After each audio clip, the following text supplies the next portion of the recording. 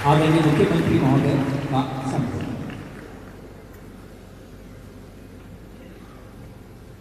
मंच पे मौजूद दिल्ली के उप मुख्यमंत्री श्री मनीष सिसोदिया जी, यहाँ के एमएलए साहब मदन लाल जी, हमारे दिल्ली शिक्षा विभाग के सीनियर ऑफिसर्स, यहाँ पे आए हुए सभी principles, vice principles, teachers, officers और प्यारे प्यारे बच्चों, सबसे पहले शहीद आज़म भगत सिंह के जन्म दिवस की आप सब लोगों को बहुत बहुत शुभकामनाएं, बहुत बहुत बधाई।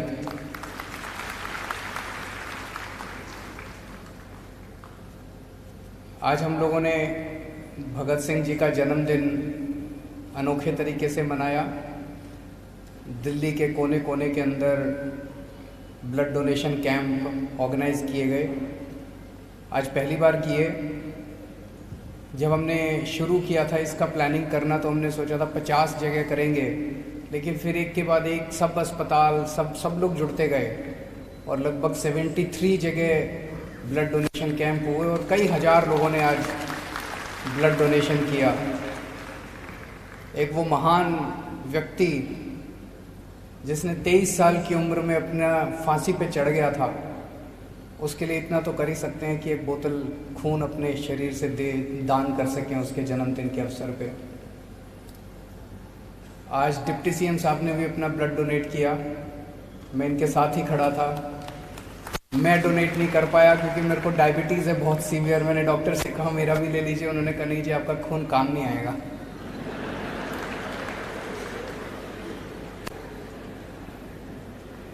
एक साल पहले आज ही के दिन हम लोगों ने ये देशभक्ति पाठ्यक्रम शुरू किया था। इसके पीछे कई साल से हमारे दिमाग में आइडिया चल रहा था, एक भाव था कि स्कूलों में फिजिक्स पढ़ाते हैं, केमिस्ट्री पढ़ाते हैं, बायोलॉजी पढ़ाते हैं, सब कुछ पढ़ाते हैं, लेकिन देश के बारे में वैसे तो भूगोल पढ़ाते हैं, नक्शा पढ़ाते हैं, लेकिन देश के बारे में जो जज्बा है वो पैदा नहीं करते हम स्कूल के अंदर। आज इतने सालों के बाद मेरे को शायद बायोलॉजी भी याद नहीं है, केमिस्ट्री भी याद नहीं है, फिजिक्स भी याद नहीं है, कोई थ्योरम याद नहीं है, ट्रिग्नोमेट्री याद नहीं है, लेकिन आज जो देशभक्ति क्लासेस के अंदर बच्चों को पढ़ाया जा रहा है वो भाव, वो वाइब्रेशंस जिंदगी भर बच्चों के अंदर रहने वाली हैं। इसीलिए ये मन में भाव था कि ऐसा क्यों है कि हम अपने बच्चों को देशभक्ति नहीं सिखाते। फिर एक भाव आया कि क्या देशभक्ति सिखाई जा सकती है। आप किसी भी एक कंप्लीटली अनपढ़ आदमी को ले लीजिए जो कभी स्कूल गया ही नहीं है, वो भी देशभक्त होता है, उसको तो किसी ने नहीं सिखाया। उसके अंदर भी देशभक्ति होती है, वो भी भारत माँ के लिए कभी भी। तो फिर क्या पढ़ाना है? उसी देशभक्ति के जज्बे को और गहरा करना है, उसी देशभक्ति के जज्बे को एक दिशा देनी है हर बच्चे के अंदर। 3 मकसद हैं हमारे ये देशभक्ति क्लासेस के। सबसे पहला मकसद है उस बच्चे के अंदर हर मोमेंट इंडिया फर्स्ट का भाव होना चाहिए। कई बार हम देखते हैं ऐसे मौके आते हैं कि कोई मुद्दा है, उस पे मेरा सेल्फ इंटरेस्ट है जो कि देश के इंटरेस्ट के साथ कन्फ्लिक्ट कर रहा है। अगर मैं स्वार्थी हूं तो देश का नुकसान हो रहा है, उसमें हमें देश के लिए काम करना, अपना स्वार्थ छोड़ना है। कई मोमेंट्स आते हैं जब मेरे परिवार का इंटरेस्ट है, मेरे बच्चों का इंटरेस्ट है, मेरे माँ बाप का इंटरेस्ट है, लेकिन वो देश के इंटरेस्ट के साथ कोलाइड कर रहा है, कन्फ्लिक्ट कर रहा है। उसमें हमें अपने देश के लिए काम करना है, अपने परिवार के इंटरेस्ट को साइड बाजू रखना है। तो इंडिया फर्स्ट हर वक्त अपने अंदर, हर बच्चे के अंदर ये भाव पैदा करना है कि कभी भी कुछ भी हो, हमेशा भारत को आगे रखना है, भारत माँ को आगे रखना है, बाकी सारे इंटरेस्ट्स सेकेंडरी होने चाहिए। दूसरा उद्देश्य है, अभी वो एक बच्ची ने 100 नाम गिनने शुरू किए, वही मकसद था हम लोगों का। बहुत अच्छा लगा उसने जिस तरह से एक के बाद एक के बाद एक के बाद एक नाम कि कहीं ना कहीं हम सारे लोग भूल गए अपने स्वतंत्रता सेनानियों को, हम लोग भूल गए अपने स्वतंत्रता संग्राम को, हम लोग भूल गए आज़ादी मिली कैसे थी, हम लोग भूल गए कितने लोगों ने अपनी कुर्बानी दी थी, कितनी यातनाएं सही थी, कितने लोग काला पानी गए थे, कितने उनको कोड़े मारे गए थे, कितने फांसी पे चढ़ गए, कितनों ने जिंदगी बर्बाद कर दी, कितनों ने करियर बर्बाद कर दिए। हम तो सबको भूल गए। उनको याद दिलाना और उनको लगातार याद रहे उनके दिमाग के अंदर, ये एक दूसरा मकसद है कि हमें स्वतंत्रता कैसे मिली, हमारे स्वतंत्रता सेनानियों ने कितनी बड़ी बड़ी कुर्बानियां दी, ये हर एक बच्चे के जहन में रहे और लिविंग वो एक एक्सपीरियंस हो कि वो लगातार उनके बारे में सोचता रहे। क्योंकि कभी भी अगर वो गलत काम करेगा और वो सोचेगा कि यार भगत सिंह ने इसीलिए कुर्बानी दी थी, मैं गलत काम कर रहा हूँ, तो उसके मन में आएगा कि नहीं मैं गलत काम कर रहा हूँ, मेरे को नहीं करना चाहिए। और तीसरा उद्देश्य हमारा देशभक्ति क्लासेस का है, जो मुझे बहुत अच्छा लगा, अभी सबकी बातों में निकल के आया, कि अपनी सिविक रिस्पॉन्सिबिलिटीज को समझना।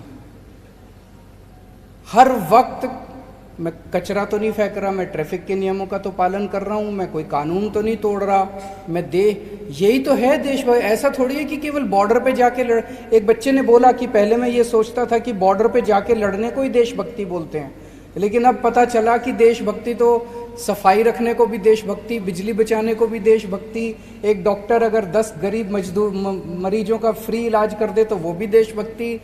हर चीज़ जिंदगी जो जी रहे हैं उस जिंदगी में इंसानियत लोगों के प्रति दिखाना और सही काम करना, ईमानदारी से काम करना, यही तो देशभक्ति है आज की डेट में। और क्या है?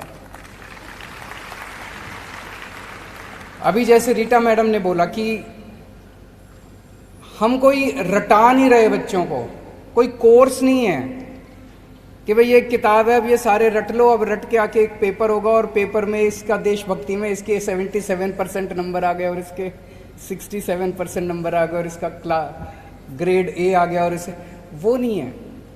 मुझे बहुत खुशी है कि हमने देशभक्ति क्लासेस को एक अनुभव के रूप में कन्वर्ट किया है, बच्चों को ये एहसास कराया जा रहा है, ये मुझे बहुत अच्छा लगा। और अभी 1 साल ही हुआ है, अभी 1 साल के बाद आज जब बैठे, मेरा मन तो कर रहा था कि, और इतने बच्चे उत्साहित थे अपने अपने एक्सपीरियंसेस बताने के लिए, टीचर्स उत्साहित थे अपने एक्सपीरियंसेस बताने के लिए, हमारा मन कर रहा था घंटा 2 घंटा बैठ के आपके एक्सपीरियंसेस सुने, सबके एक्सपीरियंसेस सुने, लेकिन समय की कमी है। मुझे कितना अच्छा लगा, वहाँ से एक बच्चे ने बोला कि मेरी माँ मुझे कहती थी कि ये दूसरी जात वाले बच्चे से बात नहीं करनी। बच्चा भी बदला, माँ भी बदली, आसपास का वातावरण भी बदला। ये इतना पावरफुल मैसेज था, इतना पावरफुल मैसेज था। मुझे तो लगा कि ये देशभक्ति क्लासेस अगर पूरे देश में लागू कर दे तो ये जात पात ही खत्म हो जाए हमारे देश से। और इसमें किसी ने किसी को मारा नहीं, किसी ने किसी को फोर्स नहीं किया, ये एहसास अंदर से निकल के आया, और जो एहसास अंदर से निकल के आता है वो सस्टेनेबल होता है, वो हमेशा के लिए होता है। तो उस बच्चे के अंदर भी वह एहसास हमेशा के लिए, और उसकी माँ के अंदर भी वो एहसास हमेशा के लिए रहेगा कि जात पात गलत बात है, कोई जात पात नहीं है, सब बराबर हैं, सब एक जैसे इंसान हैं। एक बच्चे ने वहाँ से बोला कि सभी काम अच्छे होते हैं, चाहे कोई झाड़ू लगाता है वो काम भी अच्छा है, कोई डॉक्टर का काम करता है वो काम भी अच्छा है, कोई इंजीनियर का काम करता है वो काम भी, सारे काम अच्छे हैं और हमको सबकी आपस में इज्जत करनी चाहिए। कोई अगर ऐसा काम कर रहा है जो कि गरीब है तो हमें उसे बराबरी के उससे देखना चाहिए, हमें ये नहीं देखना चाहिए कि वो हीन है हमसे, हमसे छोटा है, उसका भी सम्मान करना चाहिए, सभी प्रोफेशंस का सम्मान करना चाहिए। किसी ने बोला कि कूड़ा उठाने ये भी देशभक्ति है। एक बच्चे ने बोला कि आज मुझे ये प्राउड होता है कि मैं देशभक्त हूं। 1 साल पहले तक हमें तो ये सोचते भी नहीं थे कि मैं देशभक्त हूं कि नहीं हूं। 1 साल पहले तक हम ये सोचते भी नहीं थे कि देशभक्त होने की जरूरत भी है कि नहीं है। लेकिन आज अगर हमें अंदर गर्व महसूस हो रहा है कि मैं देशभक्त हूँ, ये बहुत बड़ी बात है। सब बच्चों को गर्व महसूस होना चाहिए। और एक टीचर ने वहाँ से बोला, वो बड़ा अच्छा लगा कि छोटा सा बच्चा कहता है कि मेरा तिरंगा रूठ जाएगा अगर मैं गलत काम करूँगा तो, मेरे तिरंगे की शान कम हो जाएगी अगर मैं गलत काम करूँगा तो। बहुत अच्छे, आज बहुत शानदार एक्सपीरियंसेस हुए। ये समय इवैल्यूएट करने का भी है। मुझे लगता है कि देश में पहली बार कहीं भी इस तरह की देशभक्ति क्लासेस की शुरुआत की गई है। हमने कौन सी चीज़ें हैं जो हम सीख सकते हैं और इस कोर्स को और अच्छा बना सकते हैं, कौन सी चीज़ें हैं जो हम चेंज कर सकते हैं, तो इसको मुझे लगता है कि अब एक इवैल्यूएट करके और इस कोर्स को और अच्छा और शानदार बनाना चाहिए ताकि ये इम्प्रूव करता रहे। हमने 3 कोर्सेज शुरू किए हैं पिछले कुछ वर्षों में दिल्ली के अंदर, दिल्ली के स्कूलों में। हैप्पीनेस क्लासेस, एंटरप्रेन्योरशिप क्लासेस और देशभक्ति क्लासेस। हैप्पीनेस क्लासेस कि आदमी, बच्चा अपने आप से शांत रहे, अच्छा इंसान बने, अच्छा इंसान बनाने के लिए। देशभक्ति क्लासेस अच्छा नागरिक बनाने के लिए। एंटरप्रेन्योरशिप क्लासेस कि जब वो पढ़ लिख के बड़ा होके बाहर निकले तो कम से कम अपना पेट पालने लायक बने।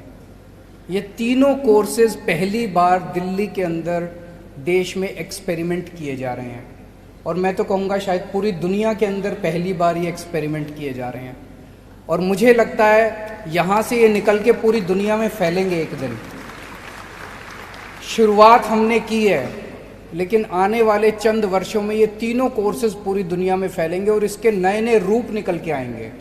बहुत अच्छे विचार, बहुत अच्छे हैं तीनों कोर्सेज के पीछे, और अभी जो डेवलप हो रहे हैं जिस तरह से, वो भी बहुत अच्छा है।